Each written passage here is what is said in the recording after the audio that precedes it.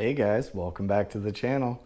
Today we are doing, well, I am starting. I don't know if this is a thing or not, but I'm starting it. We're starting it. You saw it here first, Mateo Outdoors. We are doing the first ever, you've heard of like the 1 2x4 challenge, the 1 board challenge. We're doing the 1 fence slat board challenge. The name needs work. We'll edit it in post. But anyway, stay tuned, find out what we make with this.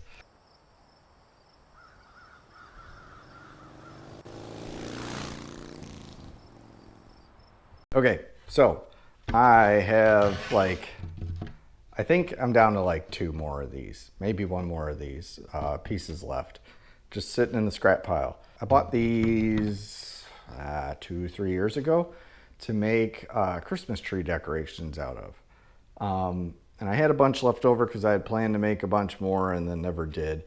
But essentially, I've had these laying around. These are cedar boards. They're a 1/2 inch thick. They're solid cedar, and they are 5 1/4 inches wide. They've got the little dog ears on the side and stuff. You can buy these at your big box store, Home Depot, Lowe's, whatever. I don't know what they cost right now, but I can't imagine they would cost much for 1 board. They have been sitting for, like I said, several years now, a couple years, sitting over there in that pile, getting wet and leaning up against the wall. So they are all warped. They are all cupped. I'm assuming coming from the store, they're not going to be flat either. It's rough sawn cedar, and it's probably going to be flat-ish from the store, but this is not going to be like finished wood that's going to be nice and square and flat. So we're going to have to do a bunch of stuff to figure it out. But the rules are that I'm making up right now on the spot. You can only use 1 board. It cannot be taller than this tall, 6 foot. Has to be between 5 and 6 inches wide, depending on where you are. Your results may vary. And cannot be more than 3/4 of an inch thick. This is a 1/2 inch thick. So we're gonna go with that. We have to make something out of this board. I've got a plan. If you can see behind me, there's shavings. I've already been working on something. So let's get into it. Okay, so what have I done so far other than stand in my bare feet in the garage? Because it's summer and it's nice and cool and it feels good, and don't judge me. Anyway, so we had one of these. I cut it down into 2 12-inch sections. That looks very similar to this. Okay, so one of these fence pieces, I cut down 2 of these 12-inch pieces of that board.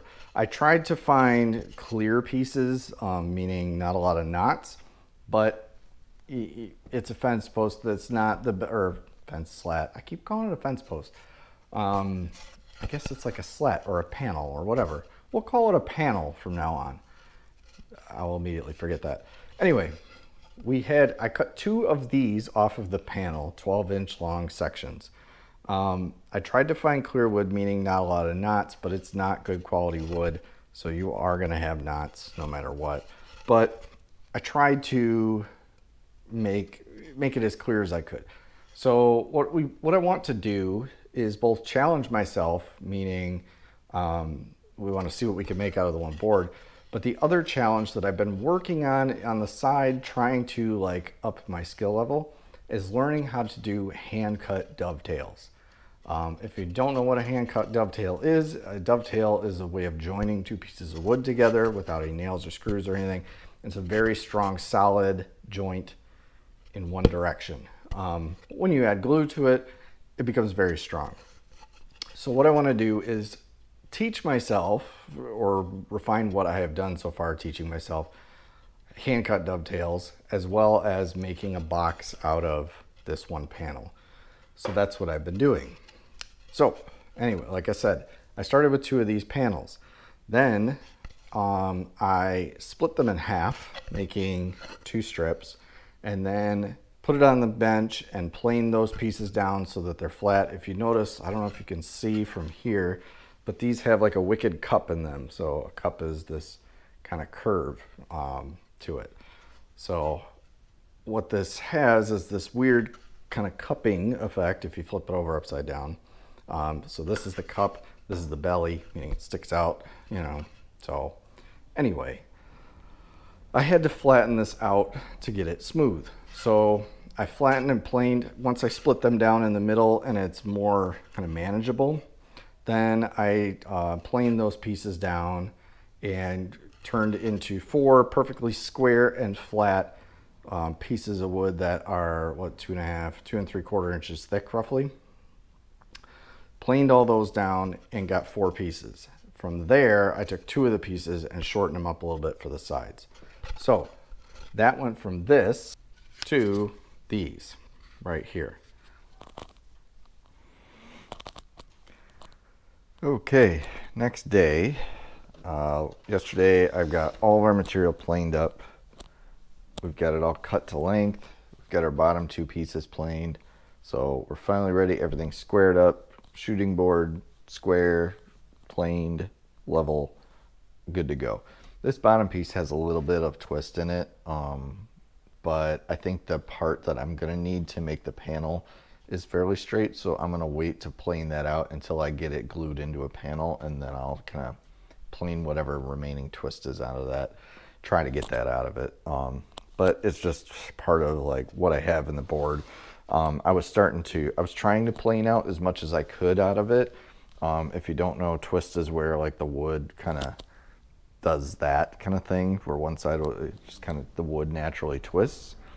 You want to try to plane that out, but I was starting to get too thin in some spots where it would have been less than 3/8 of an inch thick, and I didn't want to take that out too early. So I will try to do that in the paneling process because I'm still going to split them down. So let's get started with our dovetails. So with the dovetails, you always want to start with the tails first. So that'd be this part, right? So we're going to mark these out on our boards, and we're going to, once we get the tails cut, then we can actually mark for the pins. So basically every set of dovetails, meaning one tail, one pin, are a set that are built for one another.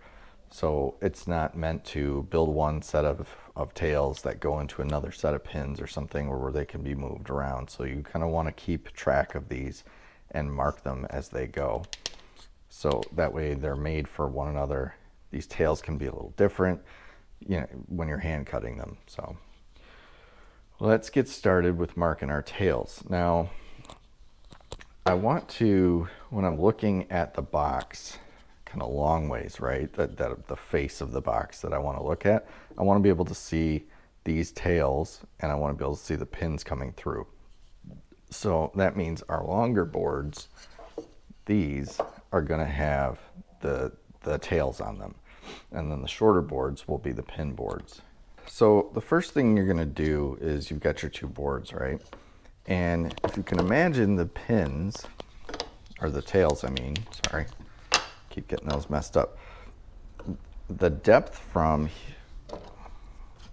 the top or the end of your board to the bottom of your tail is going to be the thickness of its adjoining piece, right?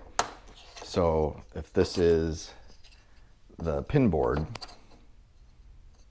sorry, this is hard to do because I planed that edge in there. If this is your pin board, right, and these are your tails, if you hold it kind of up to the side, you'll see the tails are the exact length of the thickness of this board. So what we want to do is get our marking gauge. So I'm going to line this edge of this marking gauge up with the end of the board, and I'm going to very gently scribe a line. So if you can see that, there's our line, right? Now I'm going to do it along the face, just one face of the board. I'm going to come back around to this side and do it here as well. So we've got our line now kind of established. Now we need to set our pins. So to do that, we're going to go in the vise with it.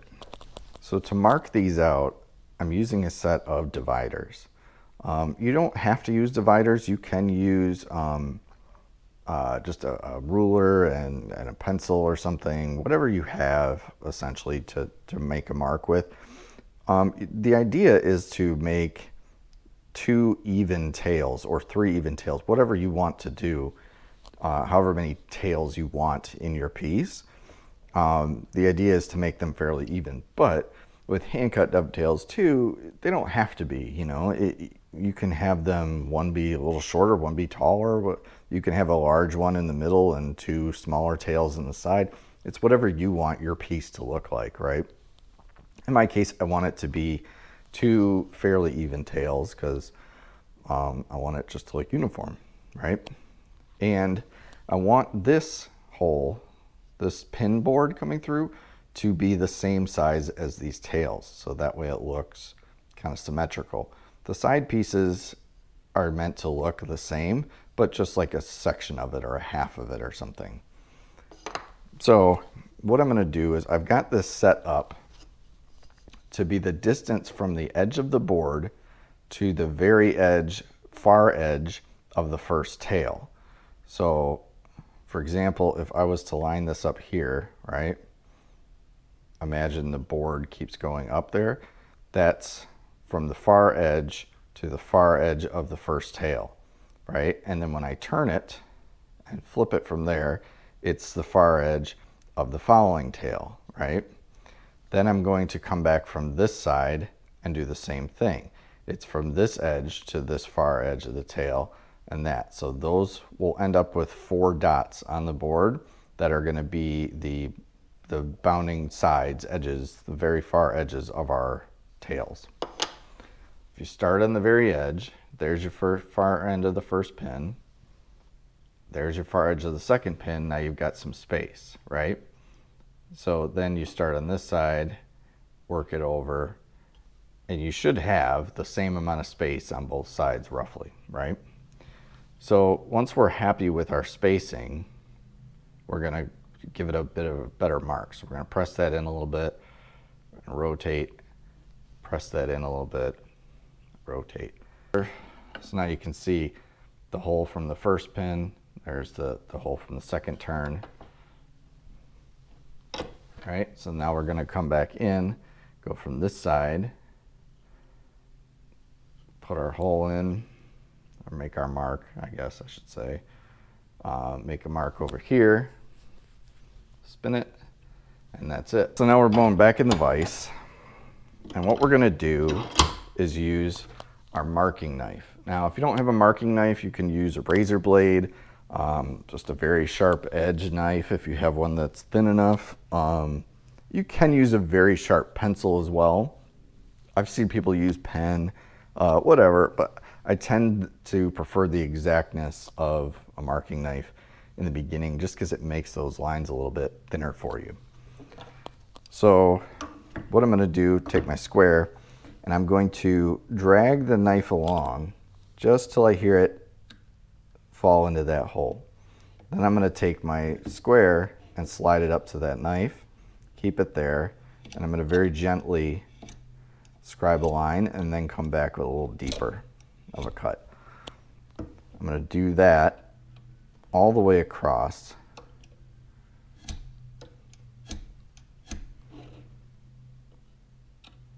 On all 4 marks. Okay, so now we've got all 4 dots with lines cut straight across at 90 degrees from this edge. So we've got our mark here and our marks here. Now it's time to mark our tails. To do that, we have a kind of a dovetail marking tool. They have different angles on them. They sell all different kinds of these. This is just the one I have. There is a 1:5 ratio, which I know how to do the math on roughly, but I think it's like 5 inches, or it's like something like sections of 5 down and then 5 dots over, and that's your 1:5. I don't know the angles. That's why I use the tool. So we have 1 to 5 and a 1 to 8. What I'm going to do is go to this second one over here, and I'm going to put my knife in the little notch. So there's a little notch here where left over from when I cut these top grooves. I'm going to set my knife blade right in there. And see, this gauge has a big brass block on it that sits above this. So all I'm going to do is just put another piece of wood underneath it to bring it up a little bit. So what I'm going to do now is you want to make sure the angle is going in, right? So you don't want the angle to be this way, you want it to be coming into your tail. So I'm going to set the edge of the knife in that little groove, slide this gauge up to it, and then I'm going to very gently pull a line down to our initial line, our horizontal line that we marked down here. Then I'm going to slide it over and do the same angled line on this one. Now I can basically come this side, put the knife in the edge, and bring this one over and do the same here.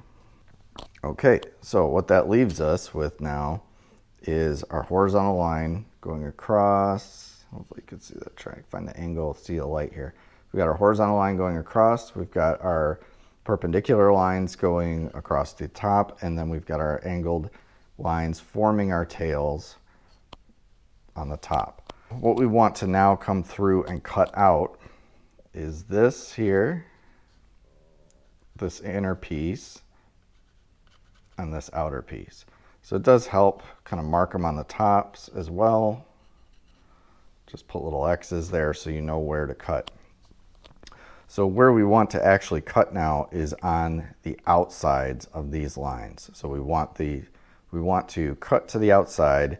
If you're not comfortable with cutting straight to the line like me, cut as close as you can to it, and then we'll come through with a chisel and we'll pare that down to that line. The main important thing, these tails can be a little fat, they can be a little thin. It doesn't matter at this point yet because the pins, like I said, are cut to these tails. What matters is we don't want to go below this bottom line. So that's kind of like your important line here. You can go below it, but then these tails are going to stick out past the pins and you're planing them down, and the goal is to try to get it exactly to this line going across. So what I'm going to do is I'm going to bring my saw up to just the inner edge of this line, and I'm going to try to follow that angle, right? So I'm going to tilt it a little bit to follow the angle of this mark that we gave. And then I'm just going to cut down as straight as I can.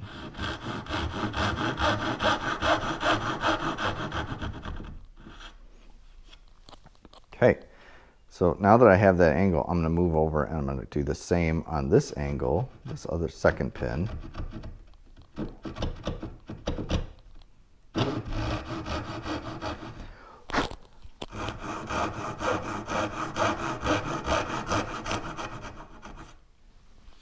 Okay, now I'm going to come back, I'm going to do this side. All right, so we've got all of our angled cuts done. Now we need to flip the piece over, and we need to cut out our first end piece here. A chisel can help you.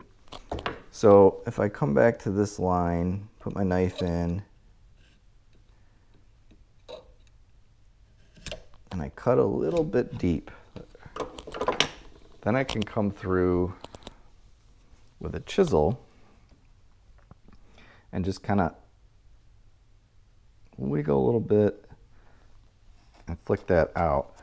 What that does is creates a nice sharp wall there, but it also creates a spot for me to rest my saw in.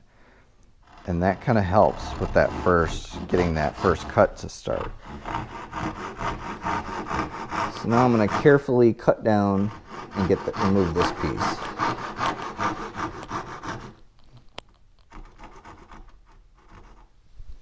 Let's get this other piece off.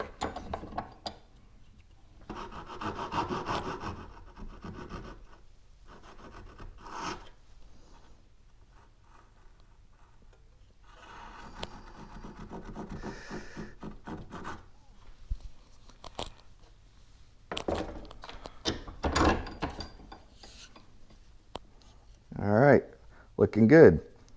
So now we've got to get this centerpiece out. Now you can take this and chisel this centerpiece out, but before I do that, I like to put it in the vise and take my coping saw, which is just this, and I like to kind of cut out the majority of that, of the bulk of the waste, and then I find it's just easier to come in with the chisel after that. So I'm going to come in up here in the middle of our waste.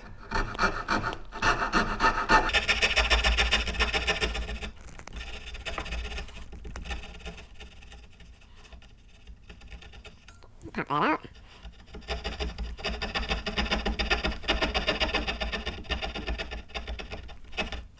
And pop that out.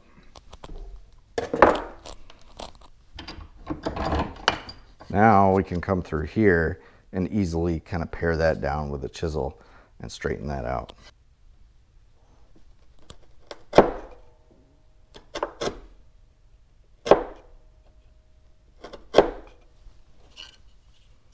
And then coming down into here, and go into our knife wall, kind of pop up a little bit. That'll get us started. And then going right down our knife cut.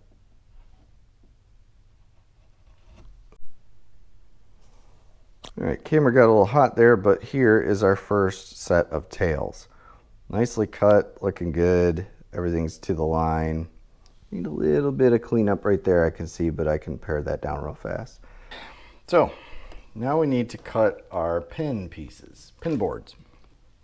So what I'm going to do is put my other long piece just kind of down here on the bench and set this, my board with the pins on top. Or sorry, the tails on top.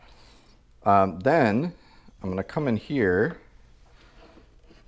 and I'm going to bring this piece up right to the edge so that these bottom corners are just touching and are just lined up.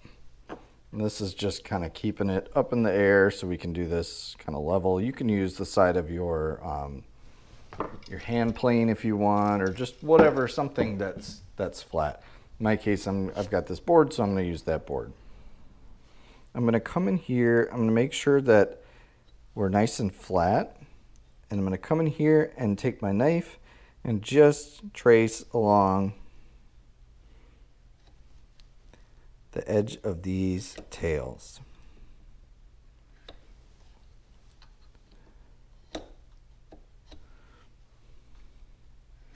So same as before, kind of a light pass the first time, and then a little heavier pass second, third time, as many times as you want. As you can see now, darken those up. There's our marks for our pins.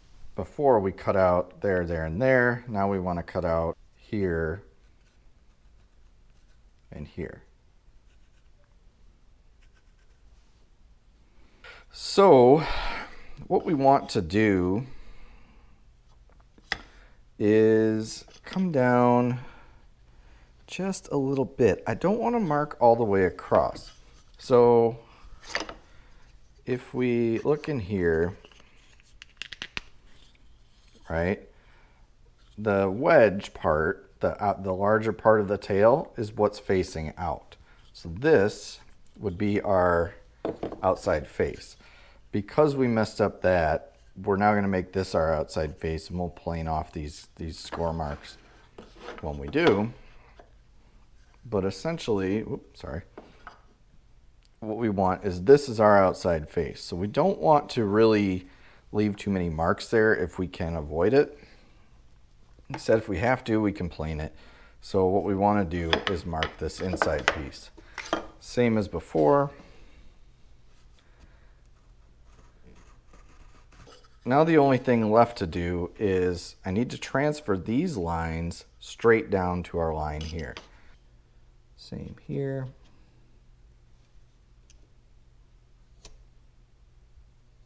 All right, in the vise, let's get it cut.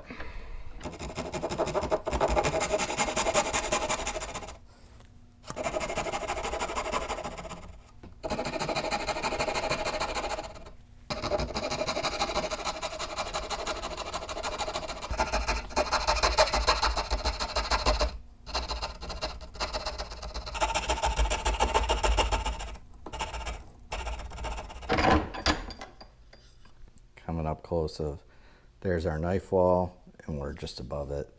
That one's got a little bit more meat on that side, but that's fine.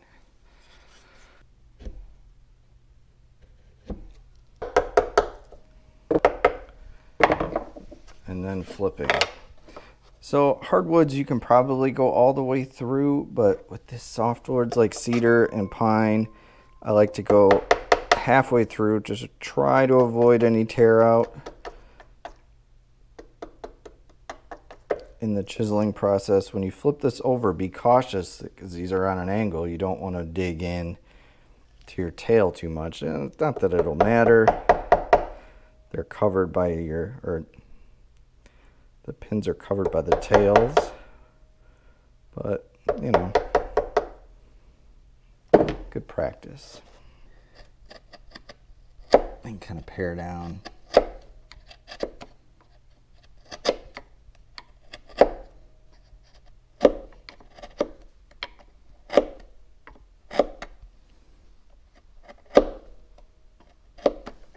Okay, so we've got our pin board, our tail board. Let's try them, kind of meet them up a little bit and see where we're getting stuck. So far everything is looking okay, but the center pin is too tight. So I think what I want to do is trim down this center pin here just a little bit.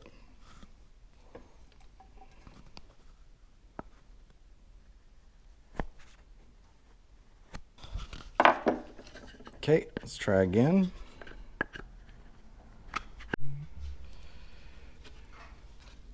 All right, so we got our first set of dovetails and pins done. So they go together quite nicely. Still real nice tight fit. I'm pretty happy with that. So it's still sitting a little bit proud in just this corner here, which I can plane that off. It's like right there, just a little bit.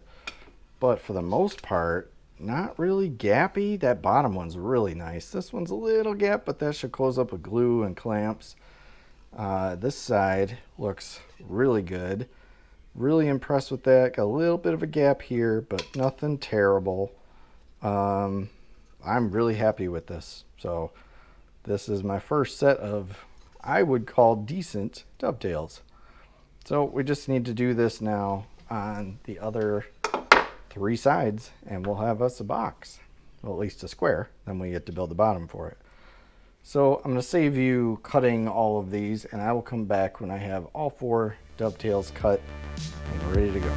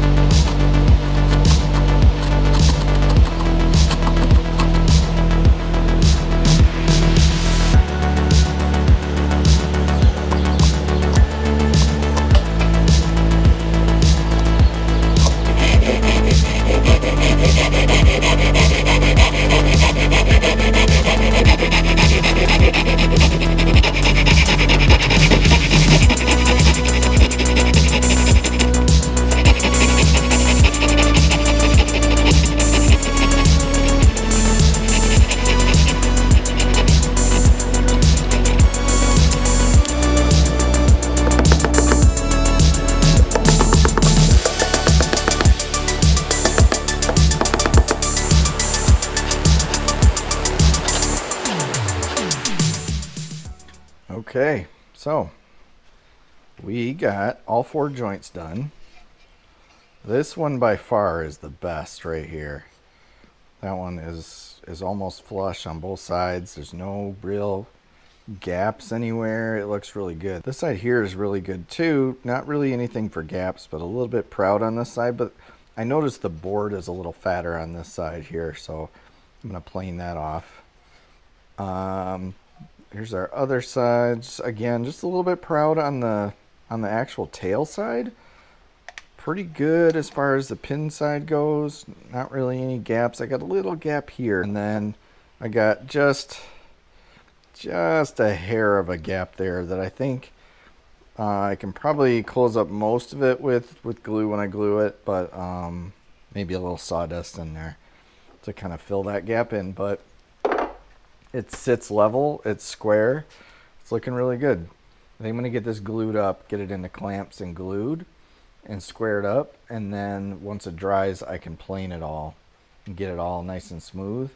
And while I'm doing that, while I'm waiting for the glue to dry in this, we'll take our bottom boards and panel them up so that we can make our bottom. All right, so to glue it, I bought a bunch of these spreaders, I don't know, a couple months ago when it was over the winter. I'm just gonna use one of those. It doesn't need a ton, just a little bit of glue all the way around. So I'm just going to put just a little bit on my spreader, a little bit of glue there, a little bit there,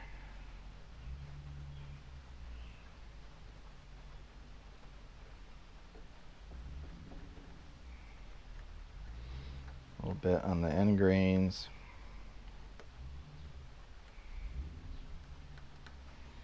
and there. Now this is D, so I've labeled all of them, so I can easily put it back together.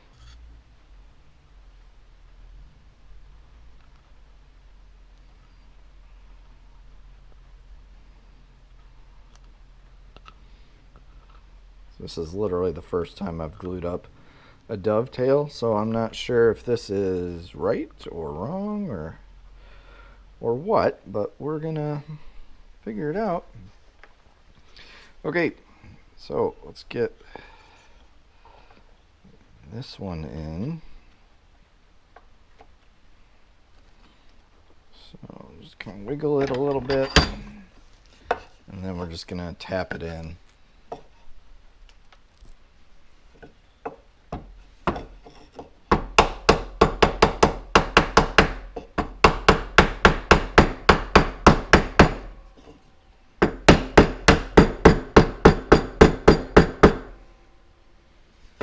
Nice. So that seemed to close up pretty good. Wipe off just a little bit of excess that kind of oozed out as it went in there. Come in here, get that inside. Yeah, that looks really good. So make sure we're seated all the way around. Very nice. Okay, so I'm gonna stop talking now. I'm basically gonna do the same thing on the rest of these, but I want to do it before the glue sets up too much. So let's get moving.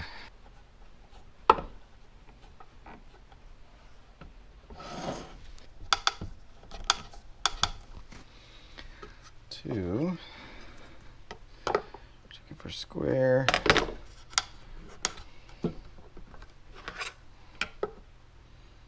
That's good.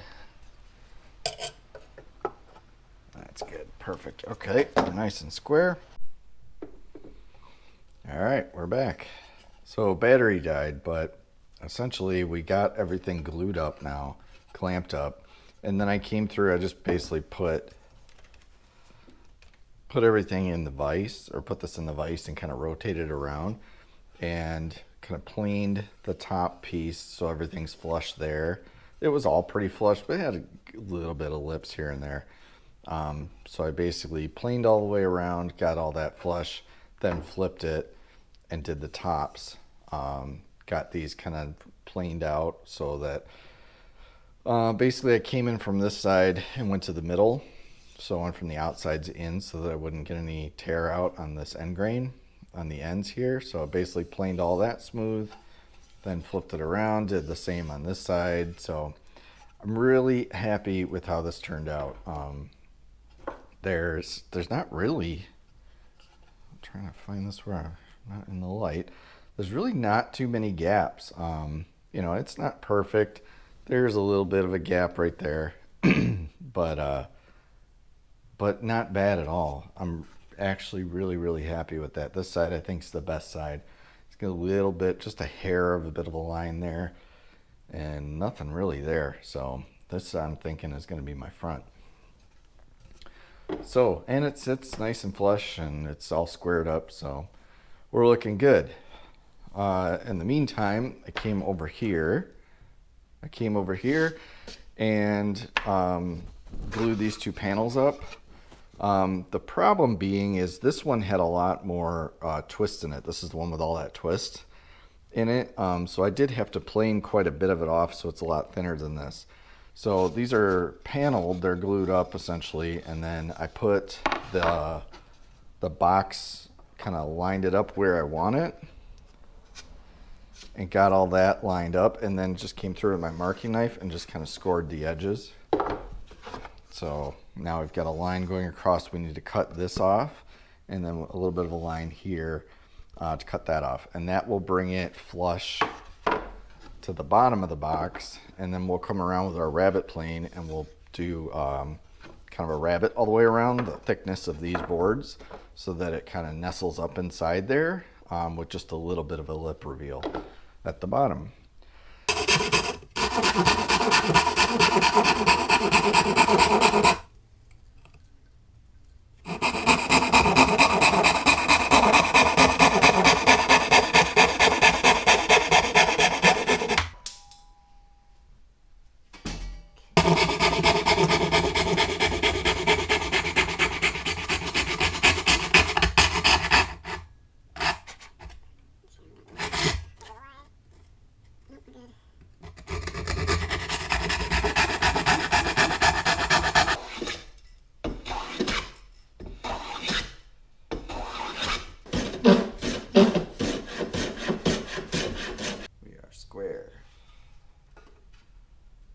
Good. Okay, we're back. I did a bunch off camera, as usual. So basically I planed everything down, got everything smooth and flat so it's not wobbly anymore. It's nice and flat. We're super thin now. We're probably, let's see, close to about a 1/4 inch. So about a 1/4 inch thick. And then I went around, I took the panel, brought the box to it, and then took the marking knife and kind of marked around the inside, and that gave me these lines. So then I started with the end grain first, kind of clamped it down, and then I took this plow plane, rabbet plane, whatever you want to call it. Basically it's got a flat edge that you run along the side of the board, a depth gauge here for how deep you want to do the cut, and then I run it along. I did the end grain first, had a little bit of chip out here, so I super glued that back together, and then do that first, and then I started doing this long grain side before I realized, oh no, I'm not filming any of it, so I'll film this one for you. So basically went through my marking knife, ran it a little deeper. I'm going to clamp this down now and then run this through, and that should finish out our rebate so that some of this panel sits inside the box and some sits out. Let's get going.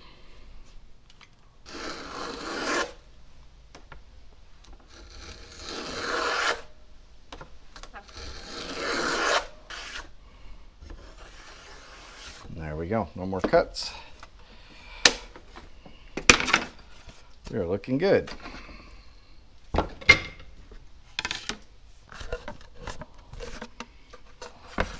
a little bit by this knot that's not looking good, so let's get our chisel. So right around that knot, it just pushes out just enough to not want to go in nicely. So I'm just going to bring in a chisel and pare that down just a little bit. You don't want to come chopping down because this is so thin at this point, it'll just split it. Nice, popped right into place. All right, we've got the bottom fitted in, just a little bit of a lip reveal there. I like it. It looks good all the way around. So now I'm just gonna run a bead of glue around this inside lip, marry it together and clamp it down. So we will be back when we've got that done.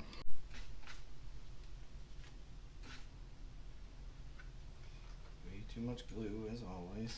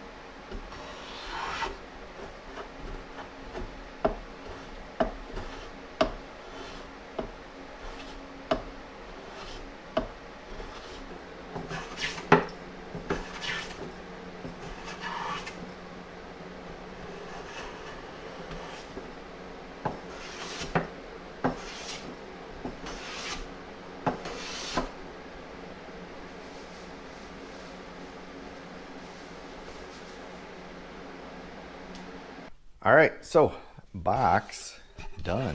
Ooh, fancy. We got a bottom, we've got everything kind of planed. I'm still gonna probably sand it before I put any type of finish on it, but I'm not happy with it yet. So we have a box bottom, but I wanna build a top. The problem being, if I'm sticking with this challenge, this is the only wood I have left from the fence panel. I think, right? Yeah, I feel like there should be more. Like, I feel like I lost the dog ears or something, the top.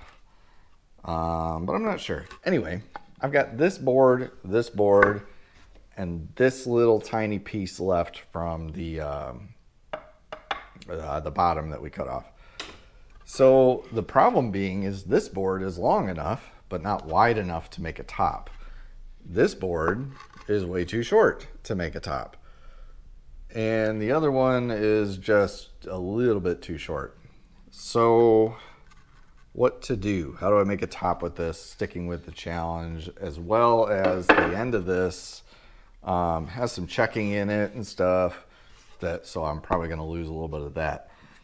So what I think I'm going to try to do, I'm going to plane these to get the kind of curve out of it, the warpness out.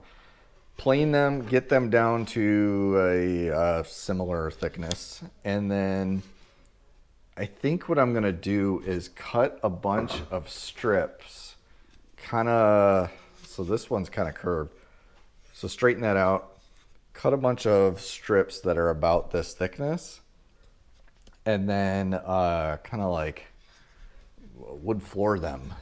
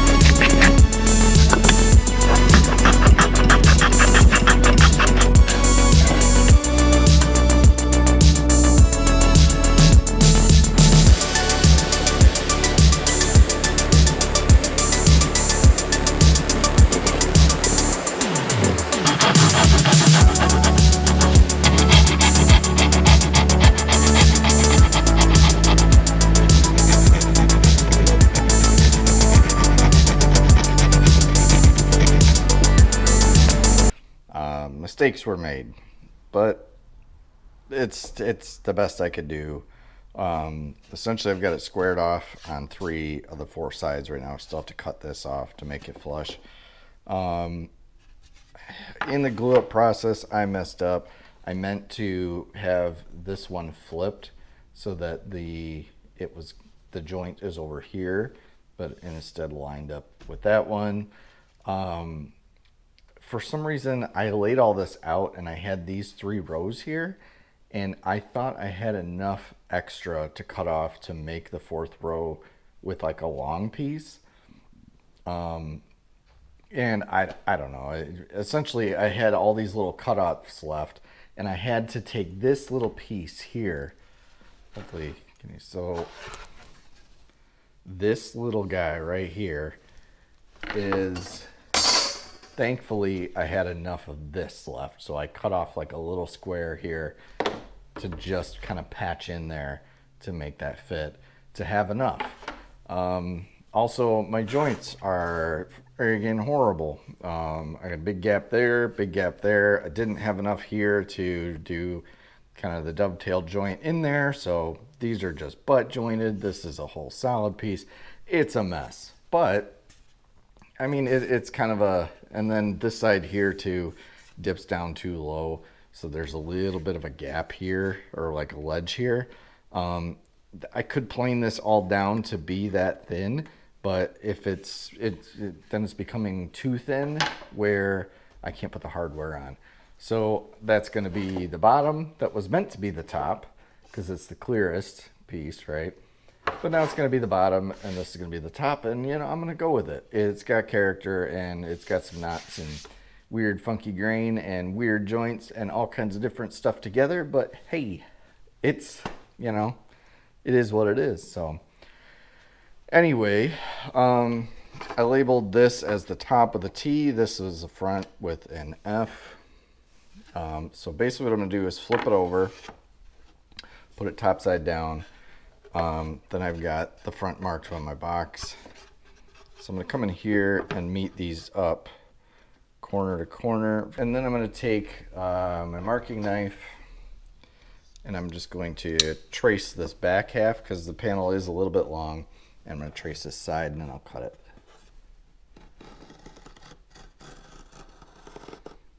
So it's at this point you've probably realized that I have no idea what I'm doing in this process, and I'm just kind of winging it as I go.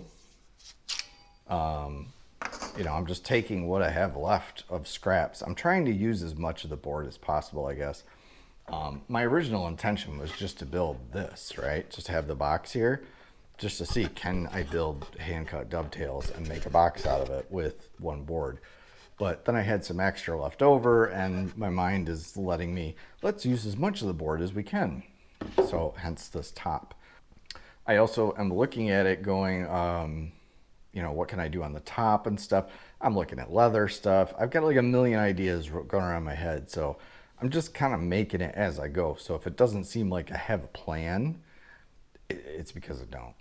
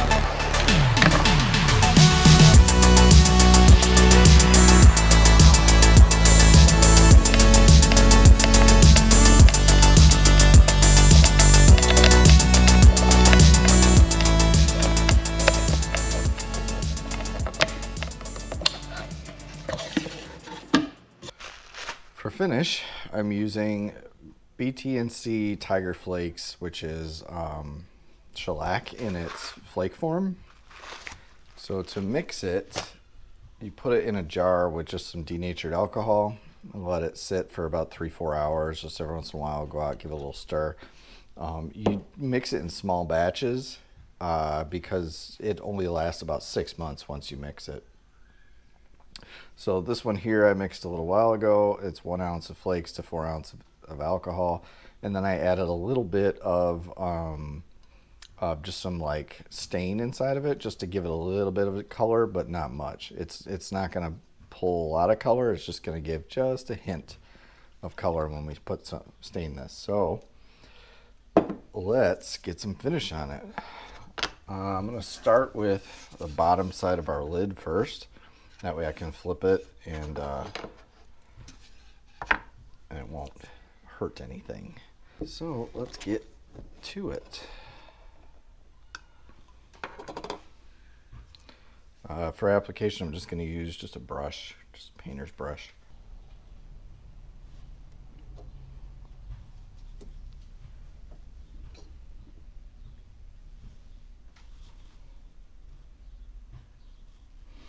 All right, so just going to put a little bit on my brush and just pull the finish across.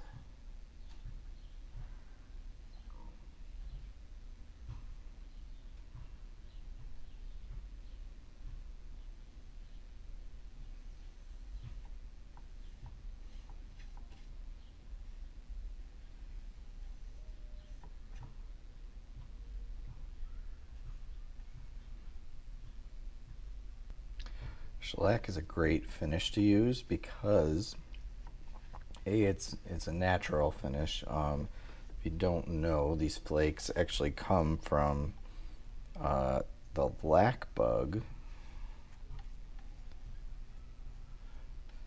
I won't get into how they get them from the lac bug, but my understanding is they come from a bug and they've been used as a natural wood finish for many years. And while adding it into alcohol like this, because the base is mostly alcohol, it dries super fast. Now everybody has if you follow woodworkers and stuff on YouTube, everybody seems to have their own like custom blend mix that they use, where they'll mix a little stain in and certain parts of alcohol, and I believe some people mix like other chemicals in, it's like turpentine or something to cut it down, but essentially at the base it's these flakes and this alcohol. And what makes this really cool of a finish is you have to put it on in a lot of layers, but every time you do add a new layer on, the alcohol dissolves the layer underneath it and it kind of blends, and you start building layers that blend really well together.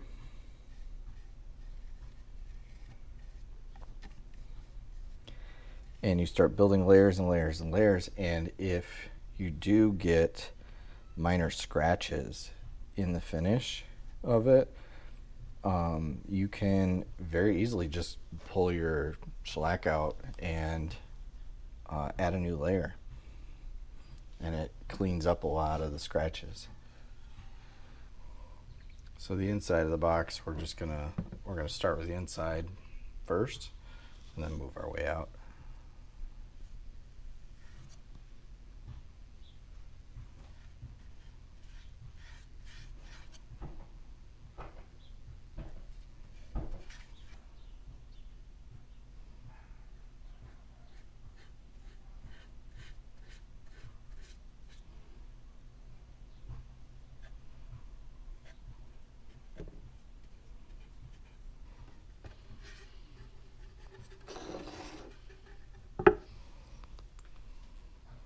And the joy of this shellac being alcohol, it dries so fast that you can, by the time you're done with the inside of the box, it's dry enough to flip over to the bottom. One thing I'm noticing though is once you've gone over an area, you don't want to go back to it, because I can tell, like on these long pieces here, if I miss a piece or I see like a drier spot, I want to go back to it and hit it again, and it's like getting like gummy at that point already, like tacky. So you want to avoid that, right? Avoid trying to go back. See, and now I've got this spill here, so I gotta do this side.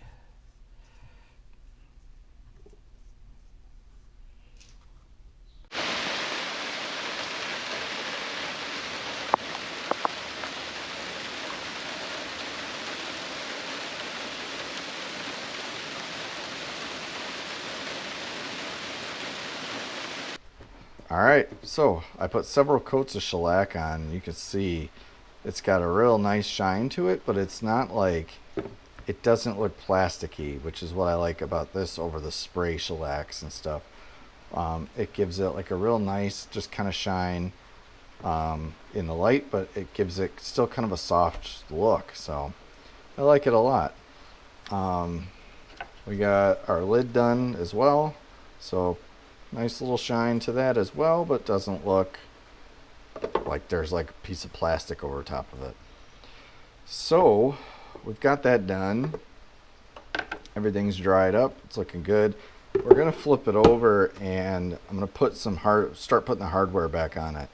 So I've got some corner pieces that I'm gonna put on that match the hinges and the hooks.